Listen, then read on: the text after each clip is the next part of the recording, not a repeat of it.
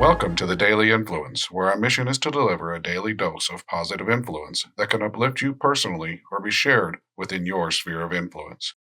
While not every episode may directly apply to your unique circumstances, we strive to provide insights and inspiration relevant to most people's daily, weekly, and monthly lives. Whether you are tuning in during the morning, noon, or night, the Daily Influence is here for you.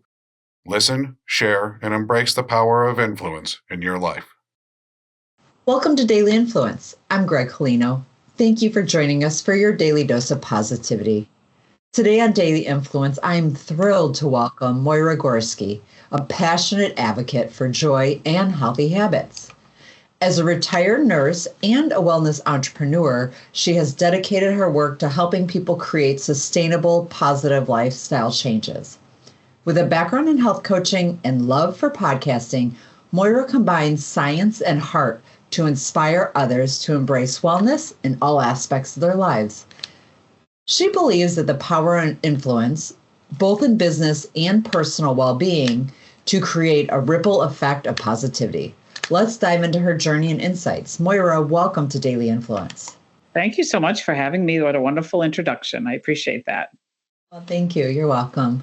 Moyra, can you share a bit about your background and what led you to where you are today with our listeners? Sure. As you said, I have a background in nursing. So I went to school for nursing and worked a little bit in that field and in the hospital in different areas. And met my husband and got married and went on to stay home. I decided to put my career aside, stay home and build a family, which I did, and which we did.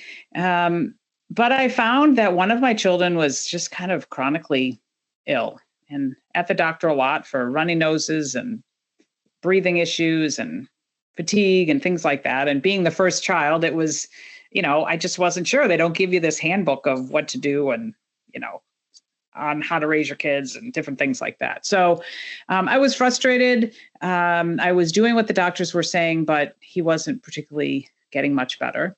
And I was introduced to a few people through my life, like his soccer coach and a friend that I was, becoming friends with at my health club, another area mom. And they all started talking about like natural things and like paying attention to what I'm feeding my son and what I'm using to clean the house and what I'm using to clean the clothes. And it just all sounded like a bit of hooey and like, didn't have that science behind it like I was used to, but I was frustrated. And so I decided to be open to maybe looking at some other possibilities of what might help my son just feel better and feel like he had more energy to go to school and play soccer and things like that. And so I started to delve into going to a homeopath and a chiropractor, and also changing out some things in my house, the things that I was cleaning my house with and the clothes with, and started looking at supplementation and probiotics and looking at what I was feeding my son, but, our family. And it started to make a difference. I mean, my son started to feel better. He started to tell me that he just could keep his eyes open when he was at school. He wasn't as tired. And we just started to see some changes in a positive way in him. And I thought, well, maybe there's something to this. And so I was more open, and I went on to learning about, again, all of those things, the impact that what we put in, on, and around ourselves, what it has with us. I was introduced to a company that's longstanding in the wellness industry that produces very high quality natural products. And what I loved about that company that I didn't see with some of the other ones is there was science behind it, because I had that science background. And I was like, if I'm going to use these products, and then my friend said, well, you can help other people like you've done in nursing. You can help others by sharing these products with others. I was like, I have to make sure that there is science behind them, because it's such an unregulated industry of wellness and nutrition, and there's just so much. And this was 25 years ago. And now, so there's just so much more out there, and it can be so confusing and overwhelming. And again, it's very unregulated. So I liked the company. I branded with the company that I was introduced to, and just started learning how I could create a healthier family, and then how I could share that and have that influence with others to, teach them what I was learning. And fast forward 25 years, I'm still branded with that company. I have a large team of other women that are also, being advocates for health for others and for their families. And it became something that just, as I learned, I was like, I have to share that with others, because I didn't know what I was learning. And I bet there was some other moms that didn't know it either. So that's kind of the long story of how I got to today with, again, just being so passionate about taking control and learning about what we can do. Can't control everything in life, but there are some things that we can. You made a really good point that when we have children, they don't come with a book. And even with all of your nursing education, you were still stumbling to find answers to help your son situation. And the people that you met throughout your life had a positive influence on you and your son by sharing that information with you. And then you did all that research. So thank you for sharing that. That's amazing. Yeah. Well, I remember one of the doctors just saying, take this medication, take Claritin, give him Claritin every day. That's the Band-Aid approach. Like here's a symptom. So we're going to give a medicine to try to take care of those symptoms. But what I've learned to understand is that we have to look underneath, like what's causing that symptom to happen. And when we can pay attention to what's causing it and perhaps improve that, then those symptoms aren't going to appear. That is so true.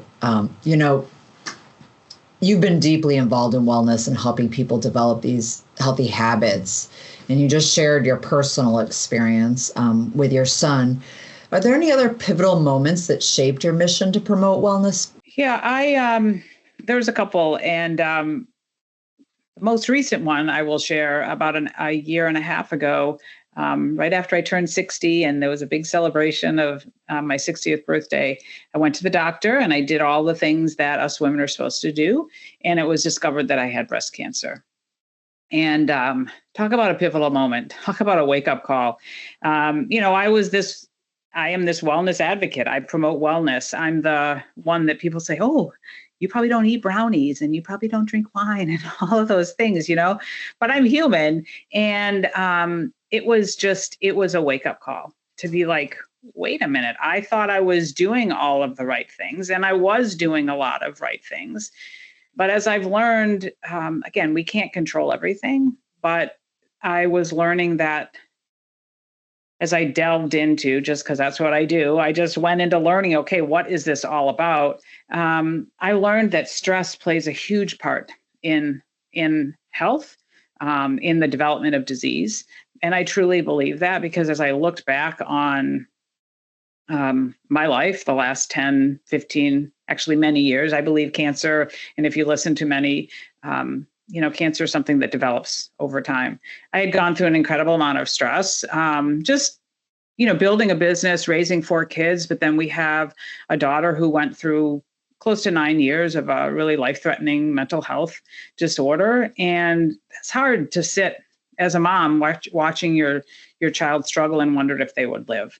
And so it was a real time for me to say, okay, you're doing a lot of things, but there's some things that you could do differently. And you need to learn about this stress, and you need to learn about taking care of yourself better. Again, it was this time that I realized I really needed, as they say, double down and just really pay more attention. And I was doing a lot of good things, but I really, for just I know we don't have a lot of time to talk about it, but I went away for a couple of days. I spent a lot of time with myself in contemplation, like what is going on? It really took me by surprise. And I realized that there were lots of cancers in my life, if you will, that I needed to address, be it relationships, things that I was holding on to, regrets that, apologies I was waiting for, things that I needed to let go of, a lot of, mental stuff, as well as there were other things that I could get a little bit better at in regards to my health and my nutrition and things like that, and pay attention to that stress. So there are many things that have kind of been those little pivotal moments, but that was a pretty major one the last, year, about a year and a half ago. Thank you for sharing those stories. And, I'm sorry that happened to you, but I'm glad you did a deep dive with yourself to really look and see what are the different cancers, if you will, negative influences in my life that may have led to, not being as healthy and have perhaps leading to cancer. We don't know that for sure, but, and identifying those things and needing to shed them from your life so you can live a more positive life. Right. Yeah. And I, found a book that people can look for if they are interested. That's called The Metabolic Approaches to Cancer. And similar to that, as I mentioned before, the doctor recommended a prescription for my son, but we wanted to look at the symptoms or underneath the symptoms. Same thing with this book. It talks about the trains that we have in our body. Stress, hormones, microbiome, things like that. And it's the concept that some of those trains can be off. And when those trains are off, it can cause that disease, cause cancer. And so that made sense to me. So I was digging in, and that's, I'm happy to say I'm cancer-free, had a lumpectomy, and I've gone on to really make those changes. But just, again, to continue to learn and share that with others, what I've learned. Great. Well, thank you for sharing your story with us. I'm so grateful for that. Yeah. Influence is a key part of everything we do, whether in health, business, or personal relationships. How do you see the role of positive influence in guiding people towards lasting change? I think that many times we can be positive, and when people are really going through a rough time, or they're having a hard time making a change, or reaching a goal, or things like that, sometimes. And my daughter told me this once. She said, sometimes all that positivity doesn't help, because it's just, sometimes it can be this toxic positivity, and, oh, you're just positive, and, oh, everything's good all the time, right? And so I found that the best way to, have influence and to really encourage is to really share our stories and to be vulnerable and not be so, oh, it's all that everything's so positive, that we're going to open ourselves up and be vulnerable and talk about the time that we had a difficult time with our goals that we, set for business, and how we didn't always, we weren't always successful, and we didn't always earn the trips or get the bonus or things like that. Or even with our kids, you're not winning every game and things like that. I just think that it's so important to be real and to be vulnerable. But, with the joy thing too, I realized that during all of this time of stress, you're sitting at home going, man, when is it going to get better? And, we've got to go. And I learned myself that I needed to go and start to make those choices and maybe try those things and do those things to bring some of that joy back. That nobody was coming to knock on my door saying, hey, are you okay? Some of them were, my friends and things like that. But the vast majority of the time, it's like, it's really up to us to go experience the new things or try new things. And maybe it's not so joyful right in the beginning, but over time, as you continue to do that, you will find that you are more joyful, and there are more positives than negative in your life. Absolutely. Thank you for sharing that. Can you tell us about a moment that or experience when you felt you made a positive impact on someone's life? We recently moved. With my husband and I and our 26-year-old daughter, we recently moved from our home of 25 years to a suburb about 20 miles from there to a smaller home. And we got rid of a lot of things, and there was a lot of downsizing. And I have a whole box of cards that I've gotten from the gals on my team who I've mentored. And I've saved them all because it is that continual reminder that, like, oh, wow, look at that. I am making a difference. And I thought about, because again, when you downsize, you're like, okay, what am I going to keep? And what do I really need to throw out? And I've just kept those cards. And I could read them on. And I ran across one that was from a gal who's become a very dear friend of mine, who I've mentored into this business. And it was a card that talked about the first time she met me. She was invited into my home for an event that I was having. And the gal that had met her and brought her into the business, had brought her to this event. And she's kind of wrote me a thank you card afterwards. And I ran across that, and it really struck me. And it just talked about, I look forward to many more professional experiences with you as you have quickly become a mentor to me. And it just, again, I keep those cards because it's that reminder that sometimes I forget, like, wow, I have been doing this for 25 years and I've had influence on many, many people who in the business I'm in were here to encourage and mentor, and then and get them to the point that they're independent, that they really don't need us as much anymore. So I may not hear from a lot of those women anymore. But those cards are that reminder that, I had that influence. And, again, some of them have become just dear friends of mine too. I love that. It sounds like not only you had a positive influence on her, it's apparent with that card, but she's had a positive influence on you as well. Absolutely. Yep. No doubt. I mean, I even ran across, a little poem that my son had written to me, in fifth grade, on Mother's Day. And it was just so cute, but it was all about, happy Mother's Day. And then sayings after each one of the letters, like happy, amazing, positive, pretty, you are beautiful. It's like, oh, it's sweet. It's sometimes we take those things for granted, but, as moms, we have an influence on our kids too. And we hope that, they, I'm really proud of my kids. They've really turned out well, but again, life hasn't always been easy for them. There's been some ups and downs as well. Thank you for sharing that. In your journey as a podcast host and wellness advocate, what are some of the biggest challenges that you faced in spreading your message, and how have you overcome them? Well, I do love podcasting for this very reason. I love to, just like talking with you, I love to connect with others and hear their story. And it's just, it makes us feel like we're not alone in our journey of life. And so, but I always say I'm like a small but mighty podcast. So I continue to, as I meet other people, if it feels like they're a right fit for my podcast, I'll invite them on. And I continue to do that because I feel like, again, even though I'm small now, as I continue to meet others and then share my message with their audience, or, I do a lot of pod swapping, if you will.